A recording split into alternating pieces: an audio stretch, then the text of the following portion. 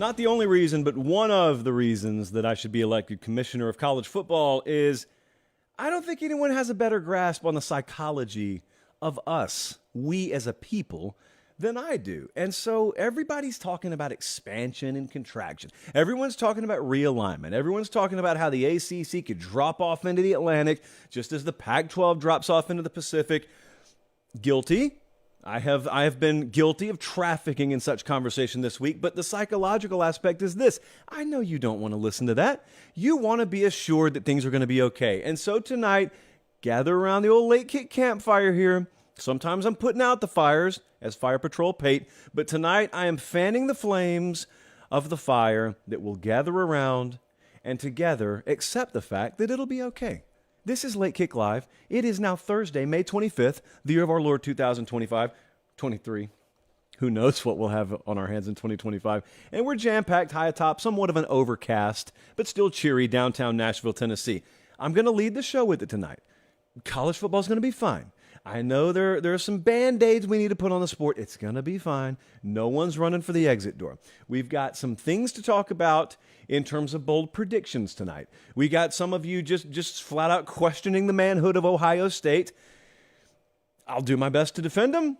If not, outright join in with you. Who knows which way I'll go on that. This whole Georgia, Florida, Jacksonville conundrum is going to end up being a big deal. Not until 2025, speak of the year. But it's going to end up being a big deal. I think we're approaching a point where that thing just goes to a home and home. And one of you asked about it, so I'll talk about it. Also, the Deion stuff has gotten way out of control. On this channel and in life, it's gotten way out of control. Now, it behooves us to talk about Deion because it moves the needle. But my goodness, we can't talk about him without the comment section going crazy.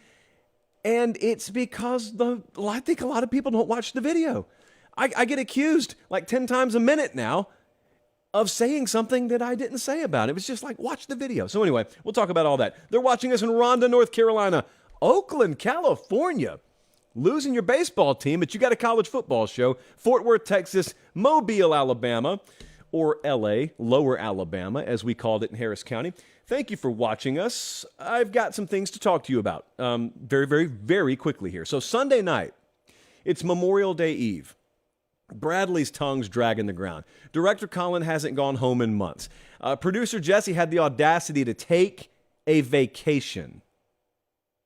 Couldn't be us. But since that's the case, here's what I did today. I came in early, and good for me for doing that.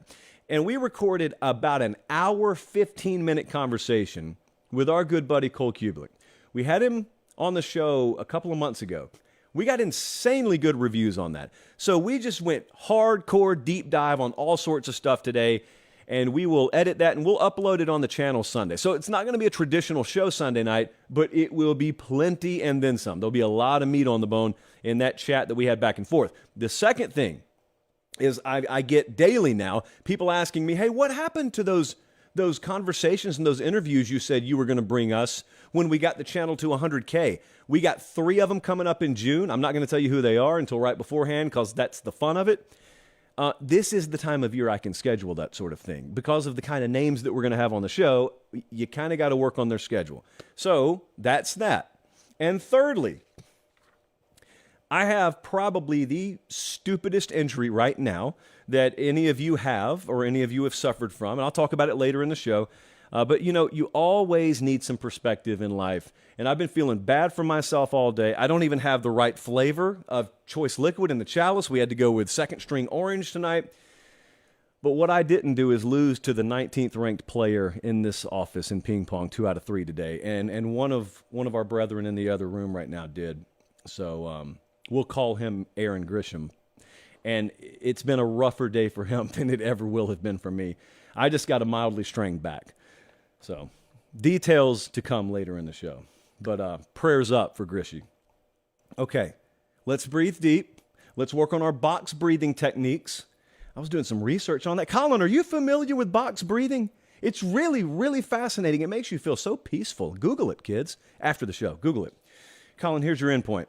College football is going to be fine. I know a lot of people are worried right now. I know they got you scared. I know maybe even if you've watched Late Kick and you've heard me talking about how there's such an uncertain, hazy future for the Pac-12 and the ACC and the like, I know that it may make you feel like there are treacherous waters ahead. And yeah, they may get choppy. But do you understand how strong this sport is? I don't think many of you do, judging by how dire the comment section looks a lot of times when we talk about what we've been talking about the past couple of weeks. So one of you came to me, and you were very respectful, sent me an email, and you said, I love the show, and then there were like paragraphs of compliments about the show. And then you said, but I got to be honest with you, I have not liked the doom and gloom segments as of late. And while I would slightly disagree with the characterization of us doing doom and gloom segments, point taken. So maybe I haven't done a good enough job of explaining that even if all this stuff's going on in front of you, there is a lot about the foundation of this sport that will make things more than okay in the end. What I cannot do tonight here on this, May 25th, 2023, I cannot promise you, if you're a Washington State fan, that things are going to be okay. I'd be lying to you. I could say it, but I'd be lying to you. So I'm not going to do that. I'm not going to insult your intelligence by trying to do that. What I'm going to say, in a very general sense, is the same thing like Morgan Freeman said, President Morgan Freeman, when Deep Impact was happening, the asteroid was imminent. He knew some folks were going to get wiped out, but he did let America know that by and large, we will persevere. It's just not all of you are going to be with us. That's about as good as I can do tonight. I am telling you, this sport's going to be more than fine. This sport's going to prosper. It's going to flourish. There will be some figurative casualties along the way. It's inevitable. It's unavoidable. I'm not going to say I told you so other than to say I told you so, but that's in the past. So let's break off the rearview mirror. Let's just look through the windshield. The first thing people are claiming, now I'll just go down a list of 2 or 3 things. The first thing that people are claiming is conference realignment is going to ruin college football.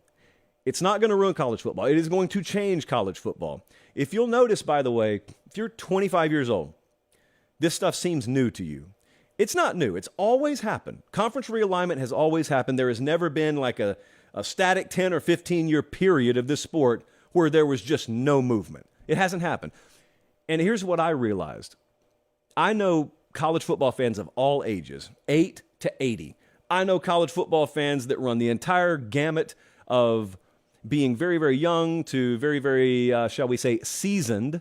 And the more seasoned amongst us, you would think, if the sport was being ripped apart at the seams, would be freaking out right now. I've noticed the opposite. This is not an absolute observation, but I've noticed in many cases, the older college football fans amongst us actually are sitting back sort of going, And they may not like what's happening, but they're not freaking out.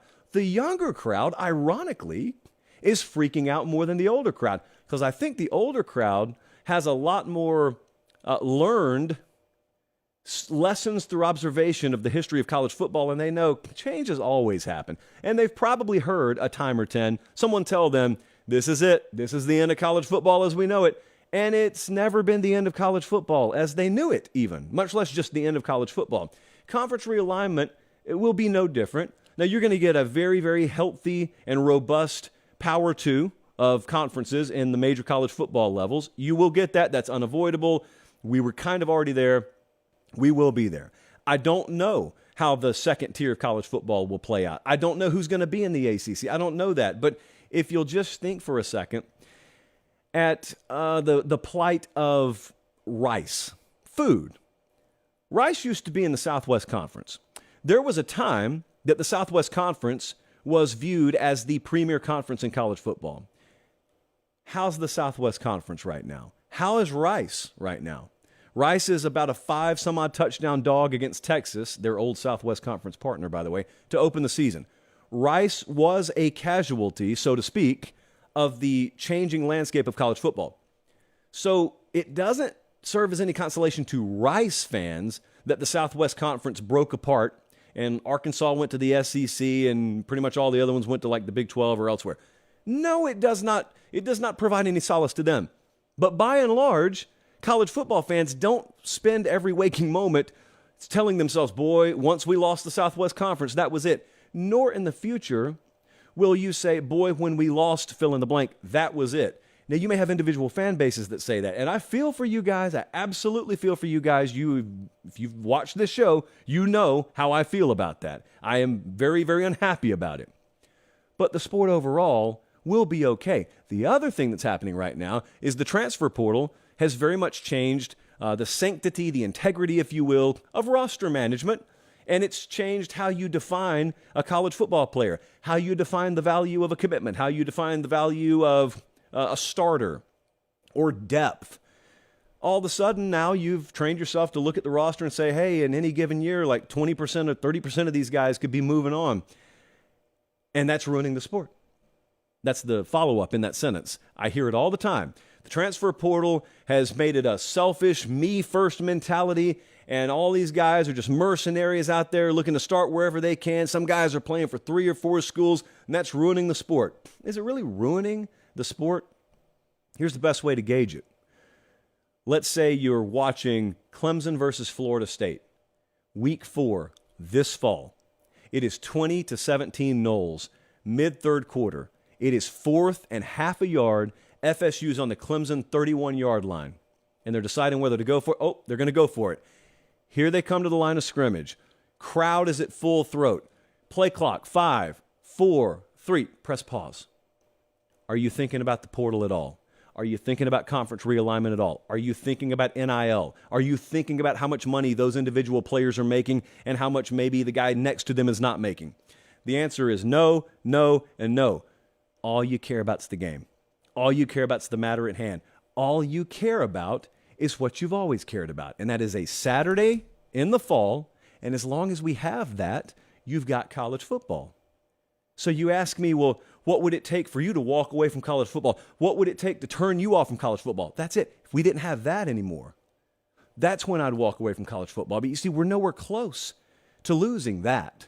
You may be close to losing some things or some things changing. You're nowhere close to losing that. And the other thing about it is, in that moment, on 4th and half a yard, on the opponent's 31-yard line, 3-point game, mid-third quarter, big time urgency on the line.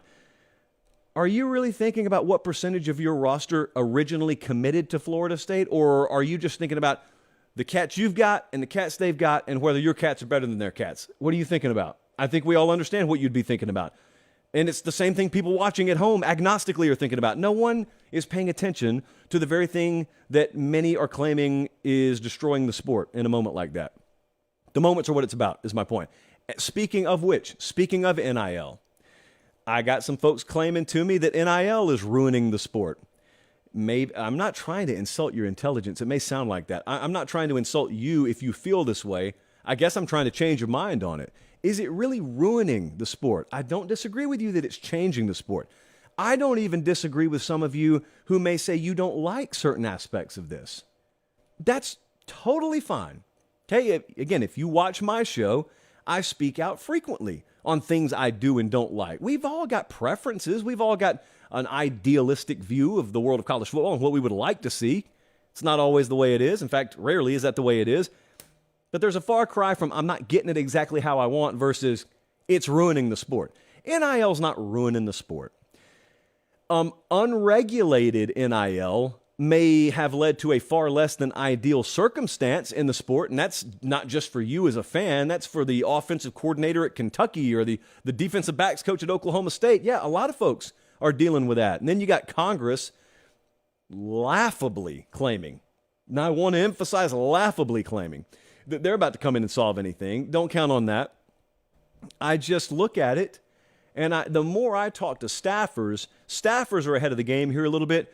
Coaching staffs, not across the board, but some of these coaching staffs are starting to realize, all right, this is about to settle a little bit. And here's another thing that's happening. It's behind the scenes. It doesn't really affect you at all. But for anyone who was scared that NIL was just going to completely overhaul recruiting, look at the top 10. Does it look any different? Look at the outcomes in the national championship games. Does it look any different? Aside from TCU making a freak run, does the playoff picture even look any different? The same teams that were always there, by and large, are there, and the ones that are new to the party, like welcome back Florida State, welcome back after a brief absence LSU, welcome back Tennessee, they're not back because of NIL or the portal. They're back because they got their act together. They always should have been there. So it wasn't changes to college football that opened the door for them. My point there is simply to say, is it really ruining the sport? Like, is that what we're looking at? I don't think so. And what I was going to tell you about what's going on behind the scenes is, for those of you who were worried that NIL was just going to create a situation on the recruiting market where these deeper-pocketed schools came in and bought all the recruits they wanted, which had never happened before, trust me.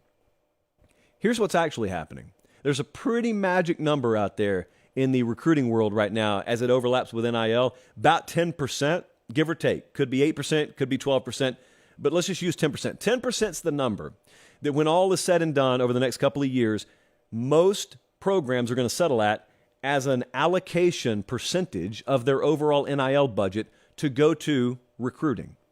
And all that means is schools are learning very quickly we do not want to spend inordinate amounts of the finite budget that we have on unproven players. There's a myth that it's just endless money. These places are printing money. They'll spend whatever it takes. No, they won't. Even the deepest pocketed programs have a budget. There is a limit. There's a number. It may be bigger than Middle Tennessee's, but there is a number. And they are not going to spend 50% of it on high school kids. They will get burned by it fantastically. They're going to end up, most of them are going to end up allocating about 10, 12, maybe 15% of their NIL budget towards high school players, and disproportionately, most of it will be spent on either portal players or, what about this concept, players already on their roster who are proving themselves. And so if you think that's going to ruin the sport, we simply disagree.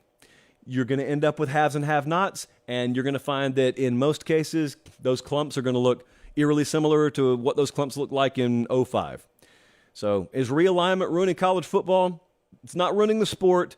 It is absolutely detrimental to some programs. I don't like it. I'm not telling you otherwise. It's not going to ruin the sport. NIL is not ruining the sport. The transfer portal is not destroying the sport. College football is going to be fine. Okay, so any of you who are new to the party and you've listened to this show over the past couple of weeks and it sounded alarmist in nature, it's only because I try to get out in front of this stuff instead of yelling from behind the wave. I try and get in front of the wave and yell, "Hey, wave coming!" I try and do that because I would much rather take preventative measures, whatever that means behind a microphone, than just yell about things after the fact. But do not mistake what I'm saying for trying to tell you college football is screwed. College football is not screwed. You're going to have a great product. It's going to be fine. It's going to change. It always has. There will be beneficiaries. There will be casualties. It'll suck for the ones that get left behind. The end. I just told you the story of college football as it's been throughout its entire existence. It's just you got a new set of circumstances that is repeating what the reality has always been. All right, now that that's out of the way, I appreciate you guys being tuned in live. Thank you so much. And if you are here, like the video, thumbs up, and subscribe to the channel because we are on the road to 200K subs. Notice the serious face. Notice the paper pop. And I know that a lot of you out there just listen on podcast, which is cool because we have the #1 college football podcast in the world right now, even though podcast is not our main source of traffic. And if you don't think management notices that, think again, friends. So thank you for that. Anyway, if you're listening on podcast, keep doing it. Just go over to the YouTube channel and subscribe there too, because it doubly helps us. Thank you. Okay, I got a question from someone. I was wondering, Colin, where should we put this in the show? Belchie is producing the show tonight. Belchie, where should we put this in the show? Well, we put it near the top. Because even though it's an Ohio State question, Ohio State's one of those national teams. And also, I'm getting the sense, and you can correct me if I'm wrong, but I'm getting the sense a lot of you have formed an early opinion on Ohio State this year. So I'm going to read you this question, and then I'll give you my response. Chris from Dearborn, Michigan, hit us up. He said, why do people just assume Ohio State can win a national title every year? My answer is because they can win a national title every year. Do we need to go down the road of explaining the difference between cannot and do not? Cannot versus will not, cannot versus have not. There's a big difference in what you're technically capable of versus what you will go on to achieve. Alabama last year, could they have won a title? Yes. Did they? No. Ohio State last year. This is where I go when people come at me with this, because they're doing it a lot right now. I was talking to Kubelik today. You'll see this on the Sunday interview I upload. We were talking about Ohio State, and he had hesitation. He kind of sounded like Chris. Colin, check and see if Kubelik has a little twin up in Dearborn, because it sounded a lot like Kubelik today. He said, I don't know why people just assume Ohio State can win one. I don't know that they can win one. And I'm like, maybe we just take different approaches here. Because in May or June, July, or August, before they've kicked it off, I like to operate under this philosophy. When you're asking me who can win a title, I'm going to err on the side of caution. So my field will always be big. I'll have like 10 or 15 teams in there. And it's because I'm not going to ignore raw talent. Now, raw talent alone doesn't do anything. And come November, we will have learned that. But we don't know that in August. We don't know whose talent will be cultivated and developed and put in the right place and utilized the proper way. We don't know that. That's why God has us play the games instead of getting to August and then hit fast forward button for us to December. Voila, there are your results. That wouldn't be all that fun. That would destroy college football. And I don't have it on good authority that that's coming anytime soon. So with Ohio State, what do I know every year about Ohio State? They're going to be supremely talented. Every year about Ohio State, I know that they have had a really deep receiver room. Every year at Ohio State, I know that they outclass roster-wise everyone in the Big Ten. Now, I know what you're yelling right now, so I'm going to wait for a second. They're probably done. Most of you, 90% of you are done yelling now. I just told you talent doesn't win you anything. Talent alone doesn't win you anything. So you don't have to yell at me, well, that was the case last year. What happened last year? Well, that was the case 2 years ago. What happened last year? They lost to Michigan both years. That's what happened. Talent alone doesn't win you anything. I think I've repeated that like 5 times already tonight. So what should I do? Where should I classify them? Let's say you were running a sports book. Colin, out of curiosity, do we have that slider that has the overall odds to win the national championship this year? Because it has Ohio State way up there, and anyone who's asking me this question from Dearborn, Michigan, has to be just beside themselves. They have to be floored to see that Ohio State has odds that are right in line with Michigan. They have virtually the same odds as Michigan to win the national title. For the record, as of tonight, you realize Ohio State is a 1-point dog against Michigan in the game that's several months down the road. That is telling you that the odds makers, for example, view them as pretty equal. They may even slightly favor Ohio State neutral field. Anyway, that's irrelevant because, as you could tell me, Ohio State was favored the last 2 years. What did it mean? I get you. My point is, let's pretend that you ran Caesar's Sportsbook instead of the folks at Caesar's, Mr. Caesar. Where would you put Ohio State? If you forget about splitting money, forget about monitoring the action. If you just wanted to put true to life odds on Ohio State on your board, where would you put them? You putting them behind USC? You may put them behind LSU. Many of you may like LSU more than Ohio State this year. That's okay. But how far down are you putting them? You going to put them behind Notre Dame, behind Texas A&M? Are you putting them behind Tennessee? Where would you put them? I don't think people remember last year properly. Because everyone thinks negatively about Ohio State right now, and usually if they think negatively, they follow it up with, yeah, because Ryan Day can't win the big one. And I wonder where you were in 2022. I wonder what you were watching. Because I know I was in Atlanta, Georgia, after being in Columbus, Ohio the month before and seeing them lose to Michigan. I was in Atlanta, Georgia. I think it was New Year's Eve. I was standing right under that upright. You can see it if you watch the replay. I'm in a blue shirt. I'm standing right under that upright as that potential game-winning field goal goes wide, very wide. And Buckeyes lose 41-40, I think it was, 42-41. That's the gap. That a ball coming off a foot the right way is the difference between Ohio State and Ryan Day not being able to win the big one and them entering this year preseason co-favorite with Georgia to repeat. Like that. That's the gap. That's what we're talking about. That is not how people remember last year. I told you guys the next night, I told you they just lost this game. It was an incredible game.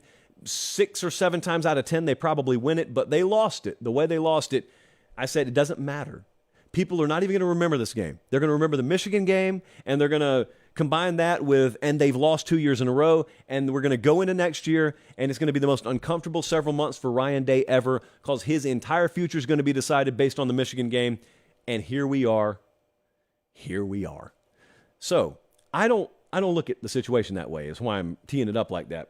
So why I think about them as a national title contender is because I compare their players to other teams' players. That's why I do it. I don't compare them to past Ohio State teams or anything like that. There are several points of vulnerability here, not the least of which is the quarterback position. Sure it is. The fact they had to rely on a transfer from San Diego State to shore up the offensive tackle spot if they shored it up. Absolutely. Yeah, several points of concern, potentially, defensively, especially if you get in a playoff or national title situation, because it would greatly help if you didn't let Georgia hang 40-plus on you. You're playing a team the caliber of Georgia, even if it's not Georgia. That's the breaks of being in the playoff. But if you're going to come at me and say a team of that caliber is not even in consideration to win the title, I don't know about that. So Ohio State, until further notice, especially if they're playing this slate right here, their first truly losable game, all respect due to Indiana. If they lose to Indiana, you can wad this entire segment up and throw it in the garbage. It is a different conversation up there. They go to Notre Dame in week 4. They've got Penn State at home. They're favored by about 10.5. That is in late October. They go to Wisconsin the very next week. That is a tough 1-2 back-to-back stretch. And then they've got Minnesota 11-18, and they go to Michigan 11-25. Not a murderer's row. Not the easiest of draws, but not a murderer's row. But if I'm looking at that, I'm asking, like, where are the sure losses? And the answer is there is no sure loss anywhere on that schedule. In fact, they'll be favored in every game on here but one, I would imagine. So why would I consider them a national title contender? Because they're a national title contender. That's why. I have to do something for you that I never do. I have to actually pull the laptop over here. I have to say thank you for watching. Over 1,000 of you live right now. And I know you guys have a lot of things you could be doing tonight. We're about to go into a holiday weekend. Anybody working tomorrow? Not in this building. They even canceled softball for us this week, which I didn't learn about until today, so I'm a little bit devastated by that. Here's what I have to do. I have to read the following. So you know Academy Sports and Outdoors. They're our ride or die. They're your one-stop shop for all outdoor sporting goods, supplies, needs, etc. I have well documented what they have. They go above and beyond for you. I got 2 really good emails today that were so long I can't read them from satisfied customers of ours. But I do make it my duty to inform you, if you're military out there, if you're first responder, this was already the place to go. But you bring in that first responder ID, you bring in that military ID, 10% additional off that order. That applies for online orders too. You go to, academy.com/discount. They got you hooked up. You get free pickup for online orders within 2 hours as well. So I would highly recommend that you guys are visiting Academy regardless. Think about all the outdoor possibilities this weekend and beyond. And then imagine not going to Academy before you hit up the great outdoors. Don't be that guy. Don't be that girl. Don't be that mom or dad. Don't be that niece or nephew. Do the right thing. And if you're military first responder, take that ID, take them in there, boom, 10% off, just like that. So you get what you need, you get it for a little bit cheaper, appreciate the service. That's through July 4th, by the way. So it doesn't just end after this week for first responders and military. Academy.com if you can't get there in person, Academy Sports and Outdoors if you can, and tell them I sent you. I'm not saying that gets you a discount, okay? But if you tell them I sent you, it just makes the show look good. And the cashier may or may not have a clue who I am, but that's okay. That's on her. That's on him. You did your job, and for that, I thank you. You know what a double paper pop means on this show? Well, it means I'm about to take a sip from the chalice, and then it means things are going to get really serious. Because it is, well, it's May, but it's also bold prediction season. Now, I've been perusing the comments on this because we started bold predictions in May last year. And I thought in retrospect, because we went like 30 chapters deep, I said, Colin and Jesse, might we have started it too early? And everybody said no. And then I looked in the comment section, and so many of you were happy to see Bold Predictions return. It's almost like our version of a preview magazine. People have been looking forward to it. People have been asking, hey, when does Bold Predictions start again? Well, the answer is it started, 4 shows ago, because tonight is Chapter 4. So here we go. Colin, here's your endpoint. Bold Predictions Chapter 4. Simple question. What would you bet your own money on? What is the boldest thing you believe will happen in this upcoming college football season? We got some boldness on the piece of paper tonight. The first one has to do with the Georgia Bulldogs. Brian is checking in from Alexandria, Virginia. Brian doesn't think Georgia's going to make the playoff this year. How? How, Brian? In fact, my own staff responded that way today, Brian. They questioned you. And in a much lowercase fashion, how? I question you. Crazier things have happened. I will grant you this. Georgia's got a really good shot to make the playoff this year. I'm putting this at an 8.75 on the boldness scale. Can you imagine that? This is a combination of being really good and having a really trashy schedule. Let's be real. Georgia can do nothing about the latter. They have everything to do with the former. How would this happen, though? So let's just entertain the thought. I mean, it's not crazy. It's not a crazy scenario. They lose to Tennessee and lose the SEC championship game. They're about a 7.5-point favorite on the road at Neyland right now. That game doesn't happen until November 18th, though. So whomst knows what they'll be by then. And, maybe Hugh Freeze just catches lightning in a bottle. They are Georgia's first conference game. They're not their first conference game. They're their first road game this year. They go to Auburn.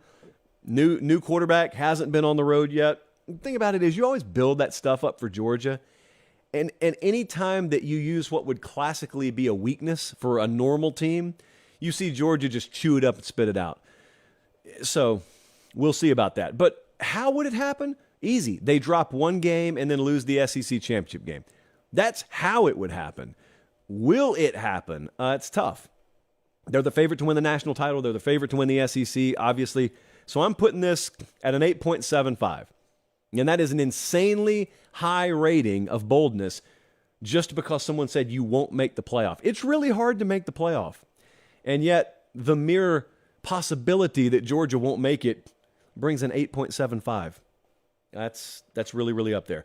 Next up, this happened last year. Okay, so Jess in Maryville, Missouri said, despite being odds-on favorites, the Big 12 championship game will not feature Texas, and it will not feature Oklahoma for a third consecutive year. That's right. It's been back-to-back years where they haven't been in there. I had stats and info. Do a little research. The last time that they didn't make it in, the Big 12 championship game in back-to-back years, was 97 and 98. And it's never happened 3 times in a row. OU and Texas, either one or the other, has been in the Big 12 championship game 17 of 21 years. So, they're going to miss out for the third consecutive year. Both of them going to be sitting at home on Conference Championship Saturday. I happen to disagree with this. I made it an 8 on the boldness scale. An 8. So, as usual, Texas and OU are the odds-on favorites to win the Big 12. Texas is number 1. OU is number 2. Yes, kids, for those who are unfamiliar with how the odds-making process works, that Oklahoma, the one who barely made a bowl game last year, that's right. They're above Kansas State. They're above TCU. They're even above Iowa State. Yes. And if you disagree, go bet your money accordingly. Look, you could sell me on Oklahoma not being there. I really think Texas is going to be there. That's as close as I've come to a prediction on them this year, and I reserve the right to change my mind. And it's not because they got a soft schedule. I'm not even counting the game at Bama. That's out of conference. We're just talking about Big 12 play. They don't have it easy. I know some people disagree. Like Ole Miss may disagree given the schedule they have to play. Yeah, okay. But most people don't have to play a schedule like Ole Miss has to play this year. Texas has not so easy time of it. Back-to-back road games in late November is not easy, especially when the latter takes you to Ames, Iowa for a November 18th game. And then you close against Texas Tech, which could be the sleeper in the conference. And also, let's not overlook how thin the air will get for Texas if they're going into November and they're in the conference championship picture and therefore possibly the playoff picture. Think about the pressure. That I always heard people talk about tightrope walking, and they talked about how difficult it is to train to walk a tightrope, because you think to yourself, hey, a tightrope's a tightrope. So whether it's 5 feet off the ground or 500 feet off the ground, it's the same, right? No, it's not the same. The rope is the same. Your foot is the same. But there is a much bigger difference psychologically between looking down and knowing 5-foot fall, I can land on my feet. 500-foot fall, street pizza. There's a big difference. And so Texas, it's one thing if they start hot. It's another thing if they're a one-loss team headed up to Ames, Iowa in late November, headed home to play Texas Tech. Everything's on the line. Whew, thin air. Practice that box breathing like I talked about earlier. I am fascinated with the concept of box breathing this week. The internet's not a good thing for me to have for all the reasons that you normally wouldn't cite. Like, it's totally different than the reason that I don't want Bradley having the internet. My internet research, my search history is all over the place. And breathing techniques was what I was looking at this week, mainly because I think I strained my back because of a combination of bad breathing and sneezing. I'll tell you that story later. Texas, I think, is going to be in the Big 12 championship game. I think that. I don't know that. So I'm going to say this is an 8, claiming that neither one of them will be in the Big 12 championship game. This one is even more bold, though, by a long shot. Preston, not so surprisingly, hails from Birmingham, Alabama, and you better hail from somewhere close to Tuscaloosa if you're saying this. An Alabama quarterback is going to be a Heisman finalist this year? A what? Who is it?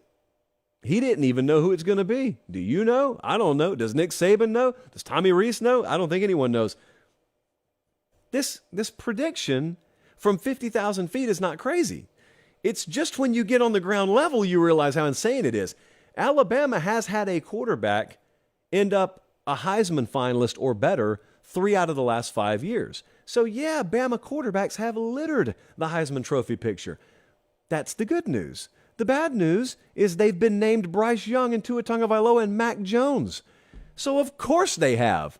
This year's crop is, well, not that the name Ty Simpson is bad or Jalen Milroe or Ty Buckner. It's just far less is expected production-wise from them. And also, if you think about the style of play that Bama's probably going to incorporate this year, will it even call on that kind of production? Like if a quarterback, I don't care who it is, if a quarterback at Alabama has put up the kind of production that you need to be going toe-to-toe with Caleb Williams for Heisman finalist consideration, what? It's likely they've been playing catch-up in multiple games. That Bama may be a 3-loss team if they got a quarterback throwing for 4,000 yards. So no, this is not going to happen this year. This is a 9.5 on the boldness scale. Look, I'd put half decent odds that you can't even guess who the starter's going to be right now, much less who that starter's going to be as a Heisman finalist. So that's all there is to say about that. Lastly, boy, this would be catastrophic. Nicholas from Bloomington, Illinois said Ohio State loses 2 games against Michigan and Penn State. Oh, and they lose a New Year's 6 game. So there's no real way to know what bowl game they would be in. I'm just going with the first 2 parts of this. Ohio State loses to Penn State and loses to Michigan. I made this a 7.25. It's pretty low, actually. 7.25. This is not the boldest prediction in the world. It's statistically unlikely to happen. It's not the boldest prediction in the world. As much as I was defending Ohio State a second ago, I didn't tell you I didn't have questions about him. I just said I've got questions about everyone. So, and look at Jerry Emig. Look at him keeping up with Ryan Day. Good for him. I just said that out of all these teams, if I got questions about all of them, the team with a whole lot of talent is the one that I don't shy away from. But with Ohio State, we can already give you numbers on these games. So Penn State comes in there, and Penn State is a 10.5-point dog. So Ohio State, as it stands now, double-digit favorite against Penn State. Plenty of time for that to move. And Penn State is one thing. Well, when you go to the Michigan game at the end of the year, Ohio State is a 1-point dog in that game right now.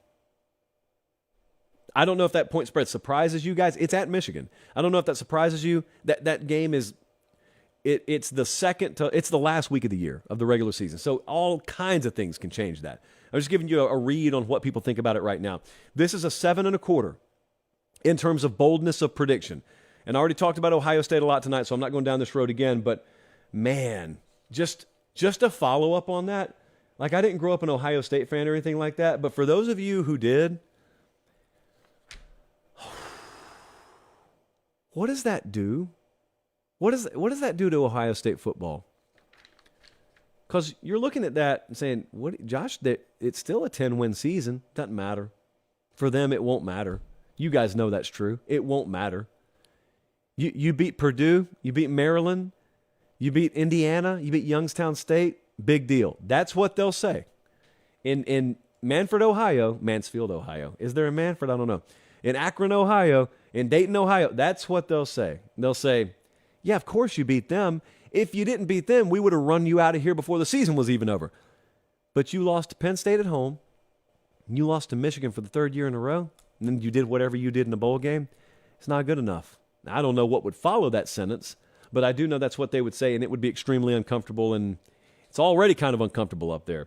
So, for selfishly living vicariously through Ohio State fans, I hope you guys can avoid that, but we'll see. They're watching us in Provo, Utah, Cherokee Falls, South Carolina, and High Lakes, Florida. I paper pop because maybe we've got some Florida Panther fans in High Lakes, Florida. Now, anyone who knows me knows that I am just born and bred, die-hard NHL till I die, Florida Panthers all the way. Colin, you know this about me, right? I love the Florida Panthers. So we are headed to the Stanley Cup Finals. Good for us.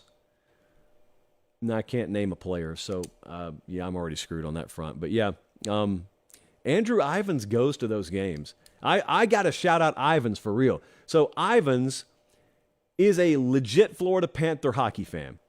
The Florida Panthers, I think, up until like 5 minutes ago, the Florida Panthers always struck me as the most anonymous professional sports team in America.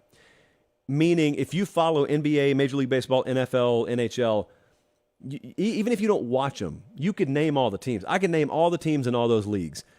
And I could name the Florida Panthers. But I think if you're trying to name the NHL teams, normally what happens if you don't watch hockey, you get to where you're about 5 or 6 short. And then you realize, oh, I forgot Winnipeg has a team now. Oh, I forgot Seattle has a team. Oh, I forgot Vegas has a team. Florida is usually the last one.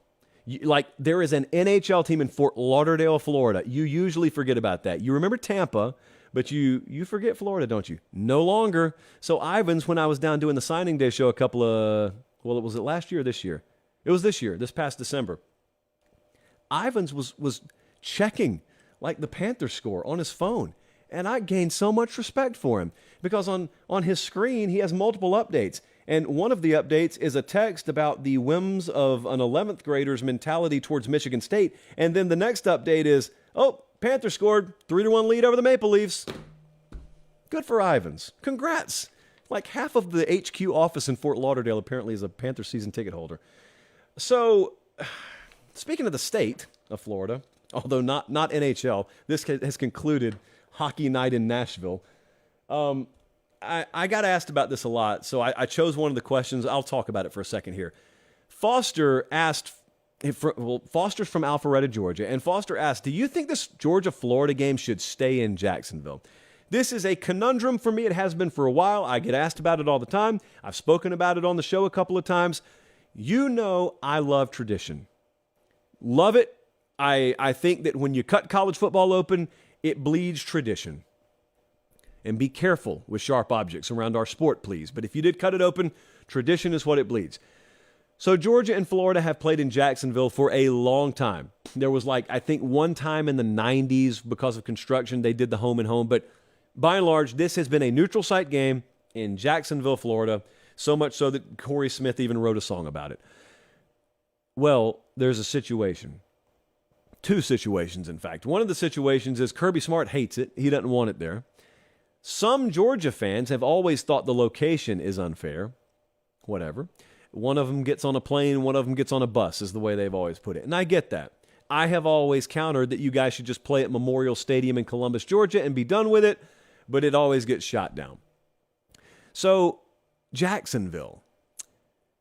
Kirby looks at it, and some people of Kirby's ilk look at it and say, we can't use it as a recruiting weekend. Alabama and Auburn play at home, and their biggest recruiting weekend, guess what they get to do? They get to bring recruits because their biggest games are on campus. We play Florida, and I can't bring 5-star players there because it's not eligible to be an official visit because it's not on campus. And I get that. And I think, selfishly, if I were a coach, that's how I'd think. Now, Billy Napier and the Florida contingent, they've gone on the record, and they've said, yeah, but we make a lot more money having the game neutral site. And, good for these cash-strapped SEC programs finding a way to make an extra buck. Sarcasm intended. But I get the appeal. Look, if you're Napier or if you're not Napier, you don't need to mention money. You can just mention tradition. That's fine.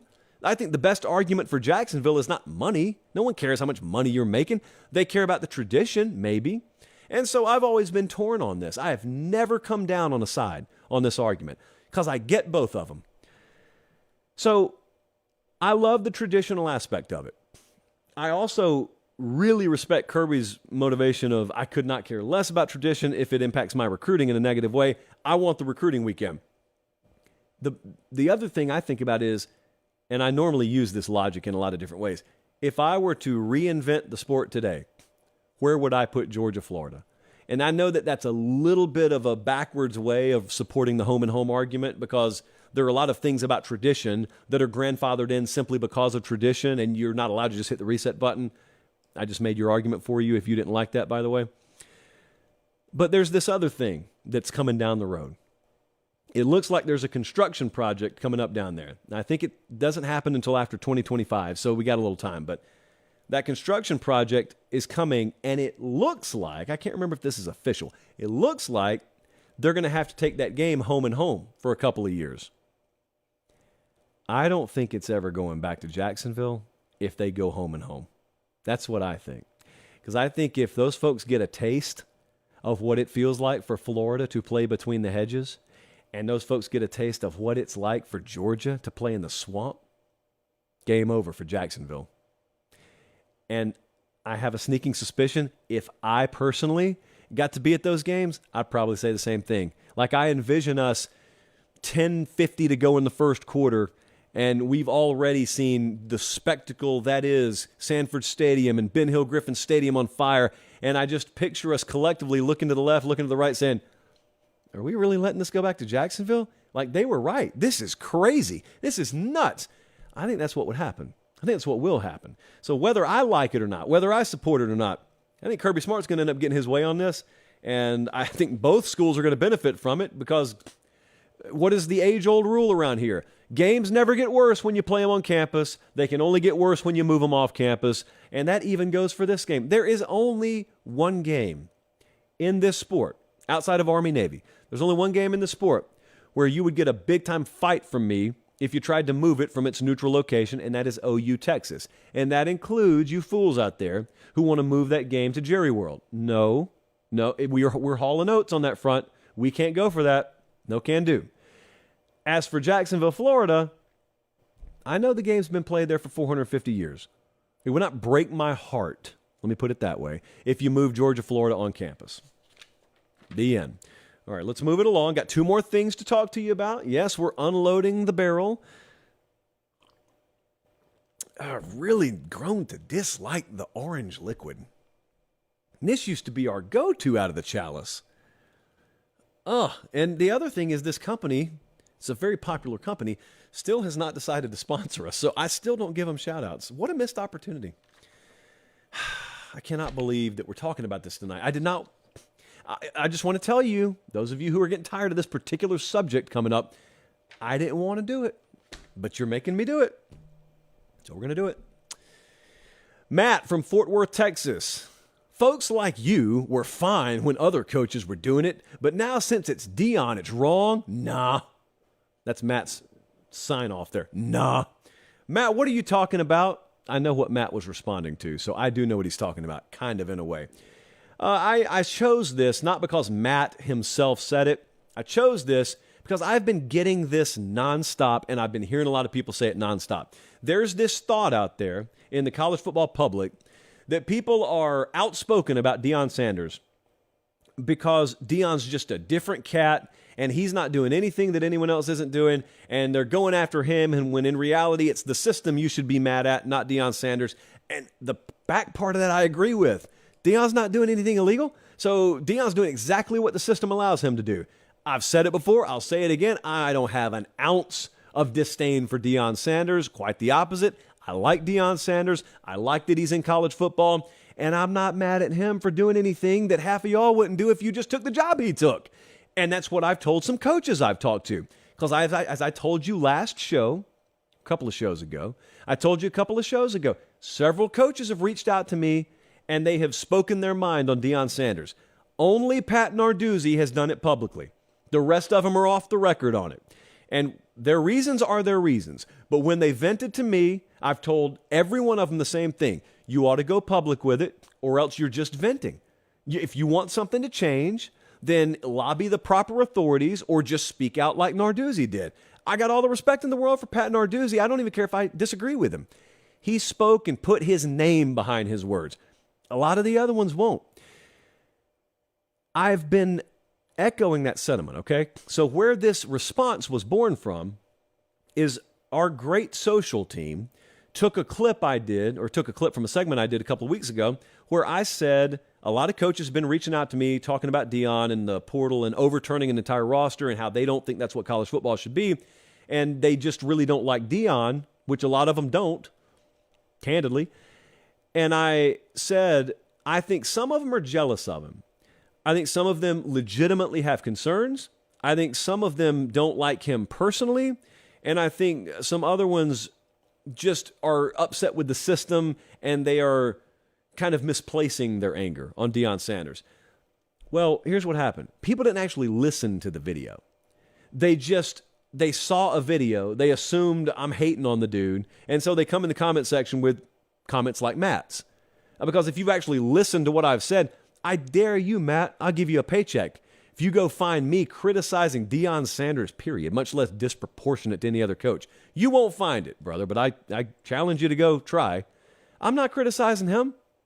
You want to criticize something, you can criticize the system, but until the system is fixed, like, what would you do, Matt? You go and you're the head coach at Colorado, and this is afforded to you. This opportunity is afforded to you. What would you do? You would look at a room full of kids that just went 1-11, have the opportunity to replace them with better pieces, and you would say, I'll pass. This is not a charity. They're paying you to do a job. And the job is to do everything within the rules to put the best team possible on the field. So if you're telling me that rules or no rules, out of the kindness of my heart, I would opt not to overhaul the roster. You're either lying or you're about to be sitting right back up in the stands buying a ticket because you're not going to be employed for very long with that mentality. Now, Matt, if you wanted to come to me and you wanted to say, I hate that the rules allow Deion or anyone to do what he's doing, then we're going to have a conversation. And you may even find I agree with you. People come at me and Colin, you know this from the time you and I started this show here.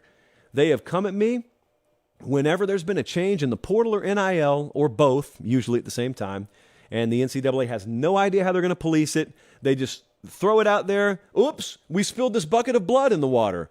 I hope no sharks show up. Let's go back to shore. That's the NCAA's modus operandi. Well, some people don't call it out, and some people do. We call it out on this show, and we get labeled sometimes as, once again, being alarmist, or just complaining, or being negative. It's not that. So in 2020 and 21, when this was happening, and I'm not going to tell this story again at length, and I'm not going to play a clip again, because that just feels like patting yourself on the back, and my back hurts too bad right now to do that. But in 20 and 21, when this was happening, I came on the show, and I said, this is about to do something that you think you're going to like, and you're not going to like it. Just like playoff expansion. Same principle. You think you're going to like what NIL and the portal do, and you're not going to like it. It's not going to give you what you think, and that is a level playing field. It's never going to do that. And what it's going to do is you're giving players freedom to move about the country like it's a Southwest flight. You're giving players money, and you don't realize that coaches are then going to look at that and say, well, you're no longer a student athlete in my eyes. If you got all that, I'm going to treat you a lot more like an employee. I can't call you one legally, but I'm going to treat you like one. We were doing this segment in 2020. I remember it vividly. We pulled up a clip from it the other day. Well, we're here now. We're here. So what I don't have time for is a lot of people who bang the drum, NIL, portal, yes, portal for all, NIL for all, and then listen to me say what I said and said, oh, psh, boo. But then we fast forward 3 years, and then they want to claim I'm hating on Deion Sanders. I'm not hating on Deion Sanders, nor are a lot of people who are mistakenly hating on him. They're hating on the system that was allowed to be put in place without any ability to properly police it. That's what's got him angry. Just the transfer portal doesn't have a face. NIL doesn't have a face. Deion's got a face. And he talks out of it a lot. And that's what rubs a lot of them the wrong way. Let me address one other thing. And this is it's kind of a sidebar, if you will. So in the comments on that video, let me set you straight on something. A lot of you came in there and said, oh, all these coaches who don't like Deion Sanders, it's a race thing. It's because he's black. More than half the coaches I talked to about that were black. So it wasn't that. I'm not doubting there may be someone out here that doesn't like him because of his skin color. There's a lot of folks in this country. I'm telling you, the folks I talked to, there was not an ounce of that I detected. In fact, a lot of them looked just like Deion. It wasn't that. And it wasn't even Deion, is the point I keep going back to. They're upset at the system. Deion just happens to be the one taking advantage of it. So the Deion hate, there's this group of people, they're kind of cultish. They just roam the internet, and anyone who has said, they just say, hater. Am I really? Really? Is that what we're doing? I don't think so. All right, we got one more thing to touch on here. And it's an interesting program. The way we do the mood trackers is I'll normally pull up the globe and we'll spin it like Carmen Sandiego. And all right, is our finger going to land on the SEC or the Big Ten, Pac-12, ACC, Big 12? No. It never lands on independent. And as a result, sometimes we can forget about Notre Dame. That's one of the prices you pay for being an independent. Sometimes if people are checking off boxes by conference and you're not in one of them, there you go. And I'm sure that keeps them up at night up there, knowing we may miss a Notre Dame mood tracker. But alas, one of you pointed it out to me. So Notre Dame mood tracker time. Thermometer goes in the fan base. Raise the tongue. Let's pull it out. What are you guys feeling about Notre Dame? What is the middle 80% of the fan base feeling? This time last year, I talked at length, as everyone else was clowning themselves, about Brian Kelly's accent and his dancing in his recruiting videos. And I was sitting here talking about how, forget all that. Did we just see a win-win? Notre Dame fans were ecstatic with Marcus Freeman. LSU fans were ecstatic with Brian Kelly. We fast forward a year. Has anything changed? Not really. In fact, I think a lot of people feel validated in that. LSU certainly loves where they're at. Notre Dame, after they got off to a rocky start, they ended up with a 9-win season, and they went into the transfer portal and got the best quarterback in the transfer portal afterwards. They're recruiting very well, and they're recruiting well again this class. I think their mood right now is, we got ours. LSU feels the same way. It is, again, a reflection of one of the most rare occurrences in the coaching market, and that is the win-win. Everybody wins. Coach moves on, a really good one. And yet you already had the replacement in-house. That's the other thing. Notre Dame didn't have to do this massive coaching search. They had their head coach right there. He was on the same staff, as it turns out. So Marcus Freeman's elevated. And here's the added benefit. Freeman could go be a solid B-list actor, if not eventually an A-list actor. Because I've seen those commercials. I've seen those hype pieces Notre Dame put together last year. He's got the looks, he's got the chops, he's got the charisma, and Marcus Freeman chooses to grace us with his presence as a head coach. And if you don't know me better, you'd think I'm saying that sarcastically. I'm not, man. I appreciate him hanging around. Some coaches look like meatballs with arms extended out of the meatball. Marcus Freeman's a good-looking dude. And we are comfortable enough around here to say it. And he's the head coach at Notre Dame right now, and he is theirs. That's the attitude amongst Notre Dame fans. We got ours. They can keep Brian Kelly down there. We got ours. We got the dude we want. And I told you at the time, and I'll remind you, if you're not a Notre Dame fan, you don't think about this a lot. Notre Dame folks had a very interesting relationship with Brian Kelly because I've heard Lou Holtz talk about it before. And he's right, and he would know. He said there's a certain attitude you have to have towards the brand of Notre Dame to be an effective head coach at Notre Dame. Well, they didn't feel Kelly necessarily had that. And I don't think they're wrong. I think Brian Kelly looked at it a lot more transactional than in a pour your heart out and love it sort of deal. I think that he looked at it as a major job, and I'm a football coach at Notre Dame, but maybe I'm not Notre Dame and then football coach in that order. And the Notre Dame folks, they just want a certain kind of mentality. They want a guy who embraces all of what Notre Dame is. And Brian Kelly just said, I want to go play football. That's what I want to do. Marcus Freeman's all of it. Marcus Freeman is what they want. And Marcus Freeman had options. He has options. He chose Notre Dame. A lot of that staff stuck around. They chose Notre Dame. They're really into that up there, as they should be. As everyone should be. Notre Dame just takes it a little more serious than most. And that's not a bad thing. That's a good thing. So they're coming into this season. They got another shot at Ohio State this year at home. They go to Clemson. You know they play USC every year. So one way or another, Notre Dame's going to have a massive impact on the playoff picture this year. And then within the walls of Notre Dame, they listen to someone say that and they say, yeah, we're going to have an impact on the playoff picture, and we may be in the playoff picture. And then everyone goes, well, wait a second. Wow. Yeah, let me pay attention to them. Now, their win total's 8.5. Their odds to win the title are plus 2,500. They got a shot. You don't know who Marcus Freeman is as a head coach yet. How could you? He's 1 year in. You don't know what lessons he's learning. We don't even fully know what his profile is. And so you bring in the best quarterback in the transfer portal and you pair him up with an already really good roster that's not going anywhere because they're recruiting at a very high level. Let's see what they do this year. Sam Hartman, first in completions, career at Wake Forest. Pass touchdowns, most all time. Passing efficiency, most all time. Total touchdowns, most all time. Wake Forest. Was that a former president, right? President Forrest. I'm kidding.